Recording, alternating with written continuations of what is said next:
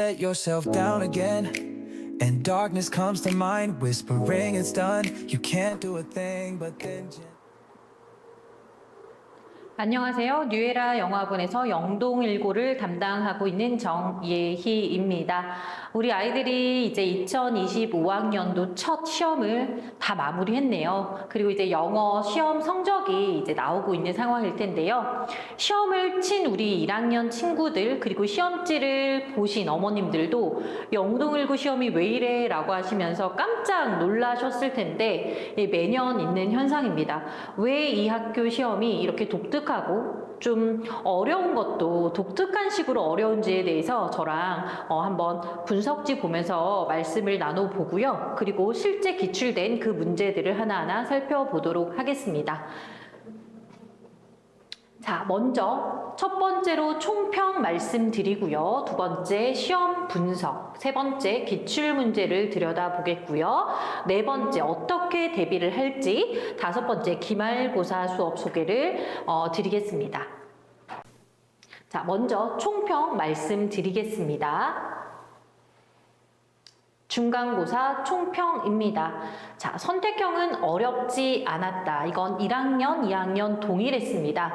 특히 2학년은 매우 쉬웠는데요. 1학년 같은 경우에도 선택형은 틀리면 안 되는 그런 영역입니다.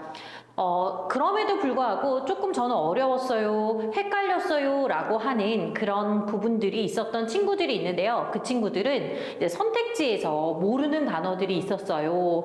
제가 맞았는지 알았는데 이게 제가 생각했던 거랑 좀 다른 의미로 쓰였어요 라고 하는 문제들이 몇 문제 있었습니다. 그래서 그 부분도 살펴보실 거고요. 특히 선택형에서 한 지문이 이제 외부 지문으로 나왔습니다. 외부 지문으로 나왔는데 독해는 그렇게 어렵지 않았는데 그 선지 5개 단어 중에서 아이들이 뜻을 모르는 것이 혹은 헷갈리는 뜻이 있어서 좀 틀린 친구들도 있을 것 같아요. 외부 지문을 꼭 맞췄으면 좋았을 텐데 그 부분에서 객관식에서 한문항 감점이 될 수도 있었겠다. 하지만 그거 말고 외부 지문 말고 나머지 선택형에선 틀릴 게 없었다. 두 번째, 변형이 많이 되지 않았습니다. 원래부터 영동일고는 변형이 많이 되는 학교는 아닙니다.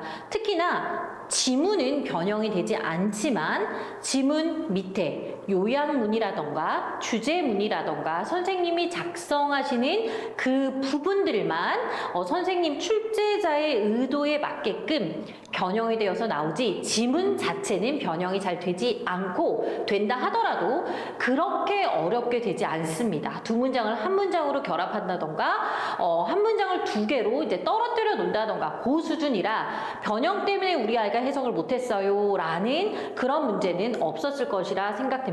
세 번째, 외부 지문이 출제되었다. 외부 지문이 이렇게 첫 시험부터 이렇게 출제되지 않습니다. 그런데 올해는 2학년도 외부 지문이 좀 많이 들어갔고요. 1학년 같은 경우에도 외부 지문이 이렇게 출제된 걸로 봐서 기본적인 아이들 영어 실력이 조금 있어야 풀만했다라고 정리드립니다.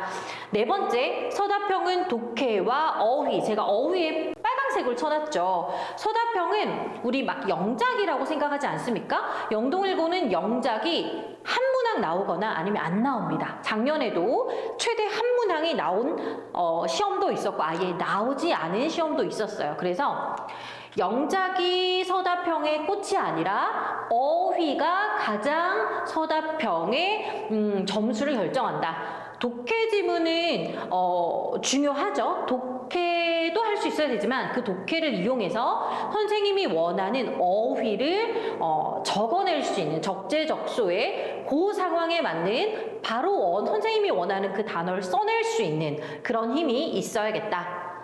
동일 유형 문제를 많이 풀어보는 것이 그래서 중요합니다. 영동일고 유형의 문제를 많이 풀어볼 수 있는 것이 좀 중요하고요. 뉴에라 영어 학원에서는 학원 올 때마다 영동일고 유형의 문제로 연습을 합니다.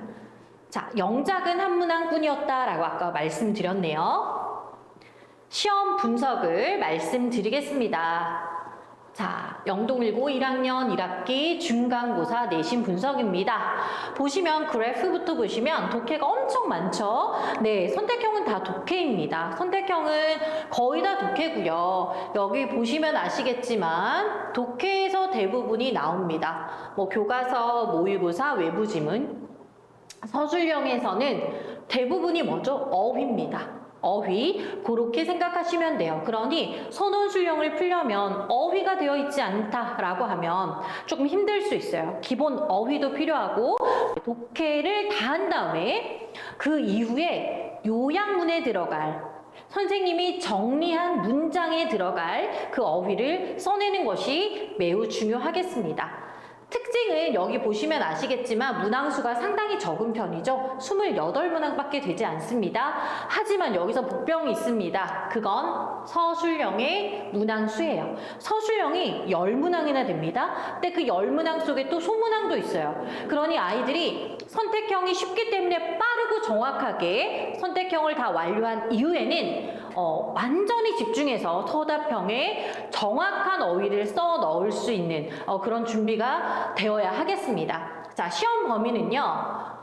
너무 많아요. 다른 학교에 비해서 시험 범위는 정말 많은 편입니다.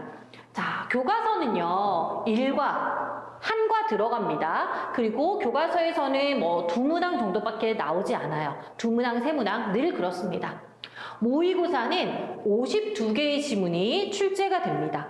그러니까 2022, 2023, 18번부터 40번까지 모든 실용문까지 다 포함된 독해가 나오고요. 그리고 2025년도 이번에 아이들이 3월에 시험 본 거 있죠? 거기서도 31번부터 홀수 문항 39번까지가 출제되었어요. 매년 이렇습니다.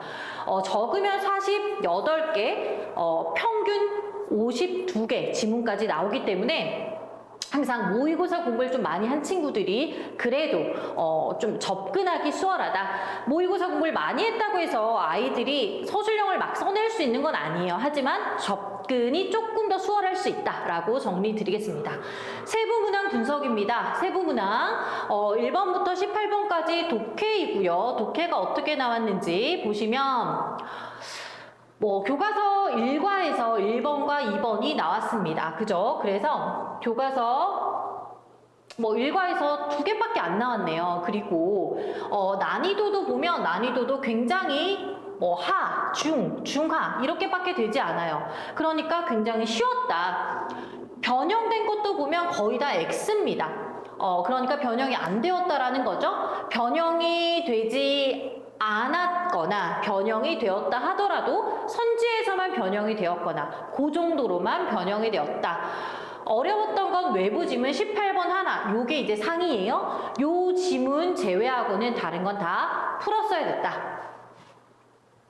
서답형 같은 경우에는 이제 배점이 3점부터 6점까지 있습니다. 그죠? 그리고 우리 영작, 마지막 서답형 10번 보면 영작 한 문제 있는 요 부분은 다른 학교는 막 영작을 써내야 되는 건데 여기서는 이제 괄호를 줘서 그 단어, 괄호 하나하나에 들어갈 단어가 각각 1점으로 배점이 되는 그런 독특한 어떻게 보면 채점을 정말 용이하게 하려는 선생님들의 어떤 편의성이 너무나도 반영된 그런 영작이 나왔는데요. 어떻게 아이들 입장에서 보면은 한 칸에 한 단어를 맞추면 1점씩 득하기 때문에 부분 점수적인 부분도 있기 때문에 좀 아이들한테도 유리한 것이 있긴 하겠으나 영작답지 못하게 출제하는 거죠. 영작스럽지 않은 영작 문제라고 생각하시면 될 것 같고요. 조금 이따 같이 보여드리겠습니다. 자, 서답형은요. 난이도가 상 벌써 상이 4개예요.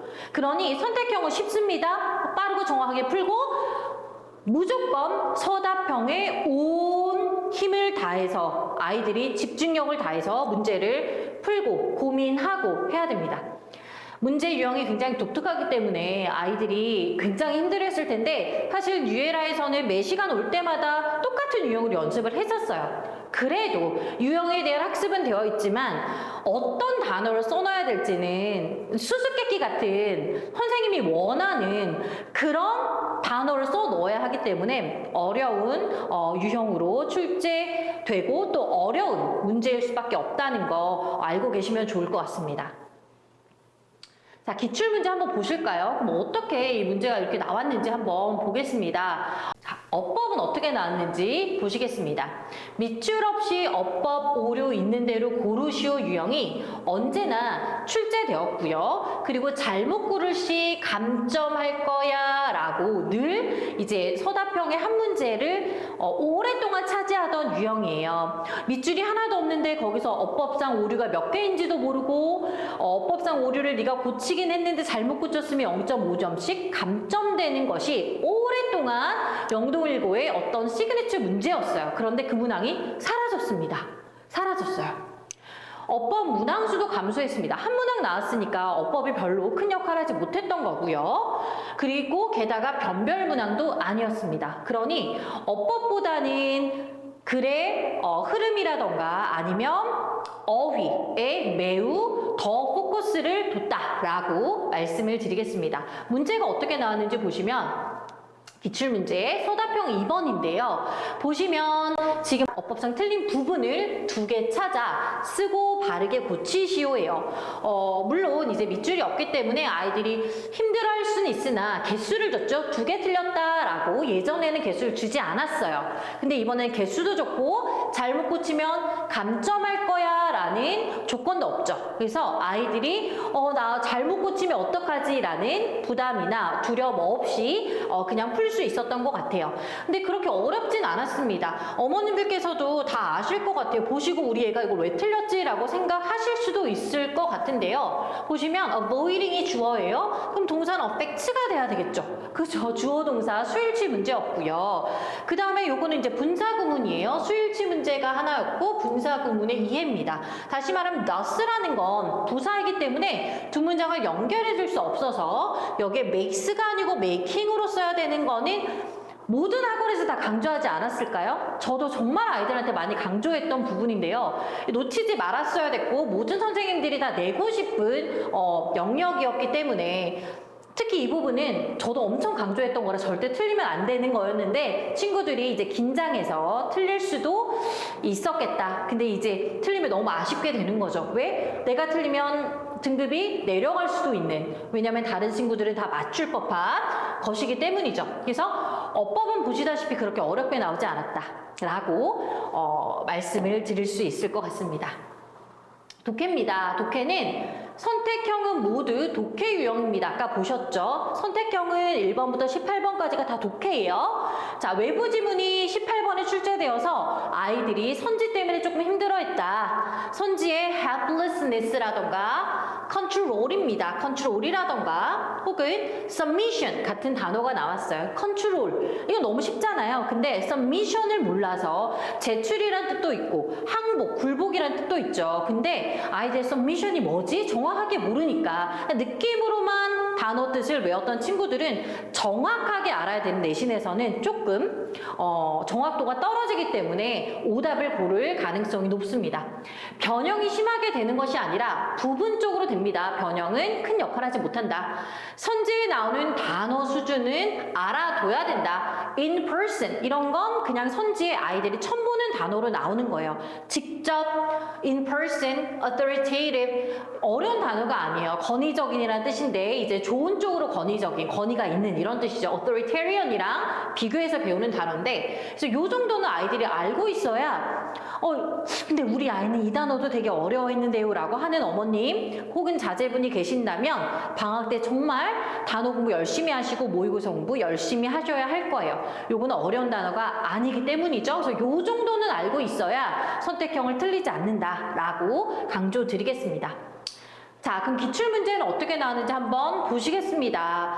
자, 독해가 어떻게 나왔냐면 외부 지문으로 지금 18번에 빈칸에 들어갈 말로 적절한 것을 고르시오. 빈칸에 한 단어 넣는 거죠. 우리 모의고사로 치면 31번 유형입니다. 그죠?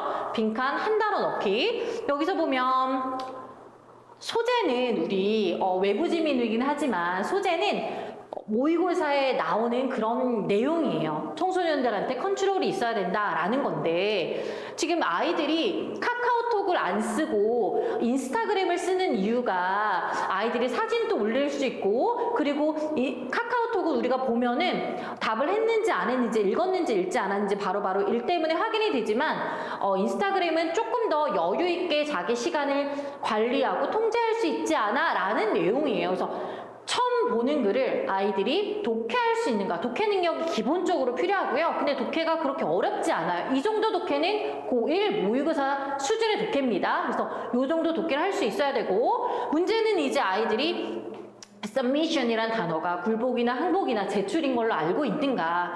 그리고 여기에 들어갈 단어가 control, 아이들이 시간이나 이미지나 social interactions에 대한 통제력을 갖는 것에 대한 내용인지 이해했는가?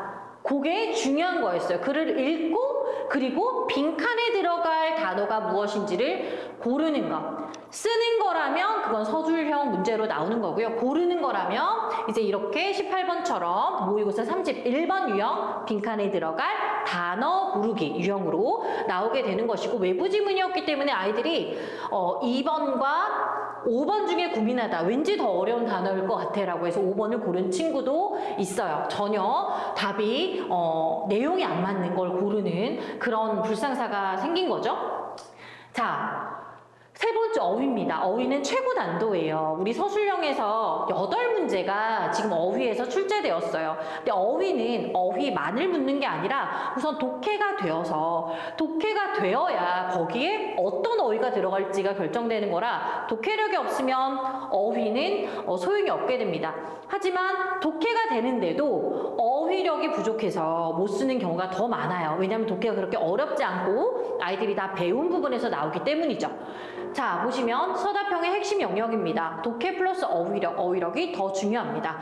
빈칸에 들어갈 단어, 뭐 써야 돼? 빈칸에 어떤 단어 써야 돼? 이게 세 문항이 나왔고요. 선생님이 요약문을 작성하시고 이 요약문에 빈칸에 어떤 단어 들어가야 돼가 네 문항이나 나왔어요. 그러니 글을 읽고 빈칸에 뭐가 들어가야 될지를 알아야 된다는 거죠. 그죠? 독해는 그렇게 어렵지 않았기 때문에 어휘력이 너무너무 중요했다. 문맥상 어색한 어휘 고치기, 어법상 어색한 거, 틀린 거 고치세요 라는 그런 문제는 많이 보셨을 텐데, 문맥상 어색한 것을 찾아서까지는 뭐죠? 모의고사 30번 유형이에요. 그죠? 문맥상 어색한 거 하나 찾으세요 라는 거면 아이들이 익숙했을 텐데, 거기서 어휘를 찾아서 고치기까지 해야 되니까 좀 어려웠겠지만, 그래도 다행이었던 것은 몇 개인지, 몇 개 어색한지를 얘기를 해줬기 때문에 아이들이 2개를 고치면 되었습니다. 자, 그러면 어휘가 최고 난도로 어떻게 나왔는지, 자, 기출을 보시면 이게 외부 지문이에요. 외부 지문인데 독해가 조금 어렵습니다. 자, 단어를 한번 볼까요? fabricated, 물론 수능 단어예요. 그리고 plausible, AI hallucination, 그리고 converge, originality. 자, 요 단어들을 모른다 하더라도 독해는 될 수 있어요. 하지만 아이들에게는 너무 큰 단어, 이거 내가 아는 단어가 아닌데? 이런 느낌이 들기 때문에 이게 내가 모르는 단어인데 라고 우선 생각하고 읽다 보면 독해가 잘 안 되겠죠. 정작 A와 B에 들어갈 단어는 variety랑 uniform으로 그렇게 어렵진 않아요. 독해가 이 단어를 몰라도 해석은 되지만 아이들이 처음 시험을 딱 봤을 때 느끼는 그 느낌, 그게 굉장히 높았을 것이고, 그러다 보니 독해력이 안 되는 친구들은 우선 틀렸을 거고, 독해가 됐는데 여기 안에 들어갈 것이 V로 시작하는 단어래, 혹은 U로 시작하는 단어래. 한국말로는 여기 다양성인 거 알겠어요. 그리고 여기 뭐 diverse나 various 같은 게 나오기 때문에 variety를 쓴 친구들도 있어요. A와 B 중에 A는 그나마 좀 쉽고, B 같은 경우에는 이게 uniform, 다양하지 않은, 통일된 형태가 하나밖에 없는 이런 느낌의 단어를 써야 되는 것을 알겠는데, 문제는 그 단어를 모르는 거죠.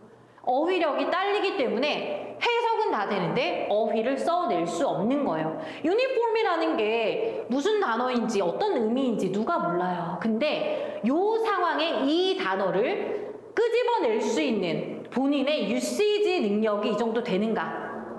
그게 중요한 거죠. 아는 것과 내가 그것을 사용할 수 있는가? 그 차이 때문에 아이들이 B를 좀 많이 힘들어 했습니다. 이 단어 누가 모를까요? 하지만 적재적소의 그 상황에 맞는 그 단어를 그 순간에 써낼 수 있는가. 이게 사실은 굉장히 영동 1고 시험을 어렵게 만드는 큰 요인이 됩니다. 서다평입니다. 서다평은 영작으로 한 문항 나왔다고 말씀을 드렸죠. 대부분 어휘 유형, 7문항, 8문항이 어휘 유형이고요. 영작은 한 문항만 나왔습니다. 자, 변형 영작으로 출제되었으나 영작이 변형되어서 나왔어요. 근데 그 문장은 모든 학원에서 저도 강조했고 선생님이라면 다 강조했을 그 문장이에요. 아이들에게 직포 때도 암기를 열심히 하라고 했던 그 문장이었는데요. 그래서 핵심 문장을 암기했으면 수월하게 풀 수 있었다. 우리 학원 친구도 이제 다 맞췄는데 어렵지 않게 풀 수 있었다라고 말씀을 드리겠습니다. 하지만 어떻게 변형되는지 한번 보십시다. 자, 보시면 다행히 한국말을 줬어요. 그리고 변형이 안 됐어. 이 내용이 무슨 내용인지 지문 자체는 변형이 안 되었고 이 한국말로 된 부분만 변형이 되었습니다. 지금 원문을 제가 밑에 써놨습니다. 원문 같은 경우는 이렇게 쓰여졌는데요. 하늘색으로 처리된 이 부분이 It is that이라는 핑크색으로 되어 있는 강조 구문 속에 들어간 거예요.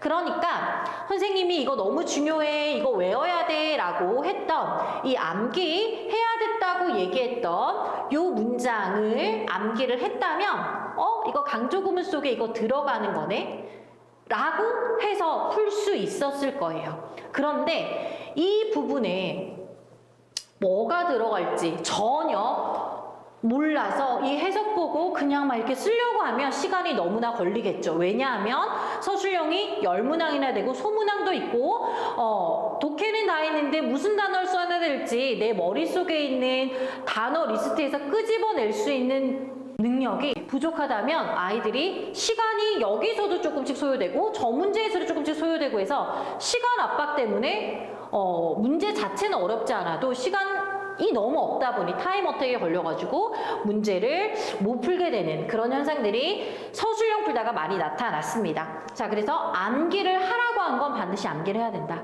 암기를 해야 되는 문장이 사실은 뭐 너무나 어려운 걸 암기한다기보다는 꼭 암기해야 되는 문장들이 있습니다. 그 정도 암기하면 됩니다. 왜냐하면 서술형이 딱 한 문항, 영작 딱 한 문항이 나오기 때문이죠. 자, 기말 대비입니다. 그럼 기말 대비는 어떻게 하는지 말씀을 드리겠습니다. 기말 대비 수업 플로우는 이러합니다. 영동 1고 1학년 개강일 5월 10일 토요일입니다. 수업 시간은 1시부터 6시까지입니다. 5시간 내내 수업을 하느냐? 그건 아니고요. 1시부터 2시까지는 전 시간에 배웠던 것을 테스트를 합니다. 어떤 것을 테스트하냐면 지금 밑에 보시다시피 매시간 테스트는 암기시험 그리고 기출형 변형 시험을 보게 됩니다. 암기시험은요. 단어 암기시험 보고요. 지난 시간에 일과를 배웠으면 일과에 대한 단어 시험을 봅니다. 일과를 배웠으면 일과에서 나오는 핵심 문장 암기 시험을 봅니다. 혹은 빈칸 시험을 봅니다. 두 번째 암기 시험까지 말씀을 드렸고 세 번째 이제 변형 시험. 기출 문제를 보면 서술형이 많고 또 요약문 속에 혹은 지문 속에 빈칸을 뚫어놓고 거기 들어갈 단어를 정말 수수께끼처럼 맞춰봐란 유형이 많지 않습니까? 그 유형으로 올 때마다 연습을 합니다. 제가 문제를 하나하나 정성스럽게 만들어 가기 때문에 아이들이 그래도 학교에 가자마자 처음으로 접하는 유형이 아니라 올 때마다 학교 유형을 많이 접하고 최대한 접하고 가게 됩니다. 그리고 최종 모의고사 이외에 기출문제랑 똑같은 유형으로 제가 직접 출제하고요. 정말로 열심히 출제해서 아이들 내가 이렇게밖에 시험을 못 보나? 내가 아직까지 이렇게 공부가 안 돼 있나? 라는 걸 조금 중간중간 느끼게 하고 다시 공부시키는 그런 역할을 하게 되는 것 같습니다. 최종 모의고사 2회를 보게 되고요. 수업 후에는 클리닉이 있습니다. 그러니까 수업이 5시에 끝나요. 그럼 5시부터 6시까지는 본인이 테스트 봤을 때 틀렸던 거 질의응답 받고 클리닉하고 재시험도 보고 이런 시간이라고 생각하시면 되고요. 근데 내가 이 시간에 못했어. 혹은 클리닉 시간에 못했거나 아니면 뭐 빠르게 집에 갈 일이 생겼어. 뭐 이런 일이 생기면 저희 영어 전문 클리닉 선생님께서 상주하시기 때문에 화요일부터 일요일까지 사이에 일정 정해서 학원에 방문하시면 됩니다. 자, 학원에서 나가는 자료는요, 이렇게 모의고사 자료 당연히 나가고요. 교과서 자료도 나갑니다. 그리고 아까 말씀드렸듯이 이렇게 모의고사, 1차 모의고사, 2차 모의고사, 실전 모의고사입니다. 실제 문제랑 똑같이 풀게 되고요. 그리고 직보 자료. 여기에서 제가 이제 시험에 나올 것 같은 거 별표 쳐놓는, 그리고 뭐가 나올지 아이들한테 얘기해주는 그런 엑기스 자료라고 생각을 하시면 될 것 같습니다. 테스트 자료입니다. 아까 말씀드렸듯이 기출형 변형 시험, 그리고 문장, 빈칸 암기 시험, 그리고 단어 암기 시험 이렇게 항상 3개를 시험 보게 됩니다. 자, 아이들이 이제 첫 시험을 보고 나서 어머님들도 당황하시고 아이들도 늘 A였고 늘 100점이었고 망했을 때가 90점이었는데 영동일고 왔더니 정말 영어 시험에 우리 아이가 이 점수를 받은 게 맞아요? 라고 생각을 하시는 어머님들이 많으신 것 같습니다. 하지만 기말고사까지 합산되어서 아이들의 등급은 결정되고요. 그리고 점수보다는 등수가 중요한 거죠. 자, 특히 이제 영동일고 같은 경우에는 80점대가 1등급이 항상 되었어요. 근데 이제 23명, 23명까지가 이제 1등급이니까 더 내려갈 수도 있을 것 같습니다. 이번 시험을 이제 아이들이 보고 나서 너무 본인이 영어를 못한다라고 생각하는 게 아니라 다시 용기를 가지고 해보자라는 마음으로 기말 대비를 했으면 좋겠고요. 어떻게 공부해야 될지 잘 모르겠으면 유에라와 함께 기말고사 대비하면 좋겠습니다. 들어주셔서 감사합니다. Because a new era has dawned. A new era has dawned on you. Hope will find you.